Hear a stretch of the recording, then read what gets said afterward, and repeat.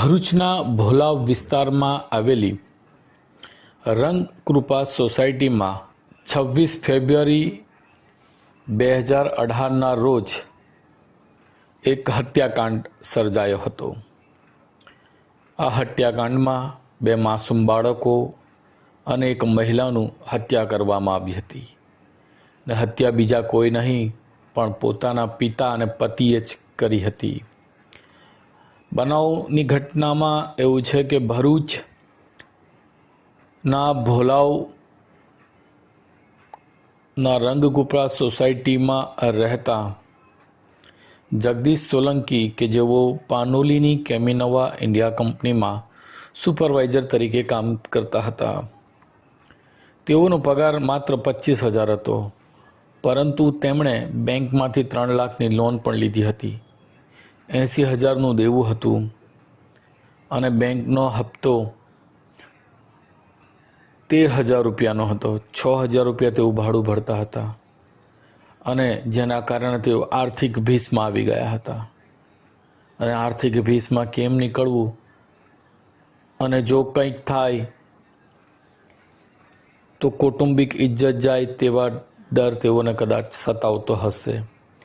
ત્યારે આ જગદીશ સોલંકીએ 26 ફેબ્રુઆરી 2018ના રોજ બપોરે પોતાના ઘરમાં તેમની પત્નીને પાણી આપવાનું કહીને બોલાવી હતી અને આ દરમિયાન તેમણે ધારદાર ચપ્પુથી પત્નીના ગળા પર હુમલો કરીને મોતને ઘાટ ઉતારી દીધી હતી। ત્યારે તેમણે 2.5 વર્ષના દીકરા વેદાંતને પણ પહેલાં તો ખૂબ પ્રેમ કર્યો, બાદમાં તેની પણ તીક્ષ્ણ હથિયારથી ઘા મારી મોતને ઘાટ ઉતારી દીધો હતો। ઘોડિયામાં સૂતેલી 7 મહિનાની દીકરીને પણ ગળે ચપ્પુથી તીક્ષ્ણ ઘા મારીને તેણે મોતને ઘાટ ઉતારી દીધી હતી। પત્ની અને 2 માસૂમ બાળકોની હત્યા કર્યા બાદ જગદીશ પોતે પણ પછતાવો થયો અને પોતે પણ ગળા અને હાથ પગ પર ચપ્પુથી ઘા કરીને આત્મહત્યાનો પ્રયાસ કર્યો હતો, પરંતુ આ ઘટના અંગે જાણ થઈ, પોલીસ દોડી આવી અને પોલીસે તેને હોસ્પિટલ દાખલ કર્યો, મૃતદેહ કબજે કર્યા, PM કર્યા અને ત્યારબાદની કાર્યવાહી હાથ ધરી।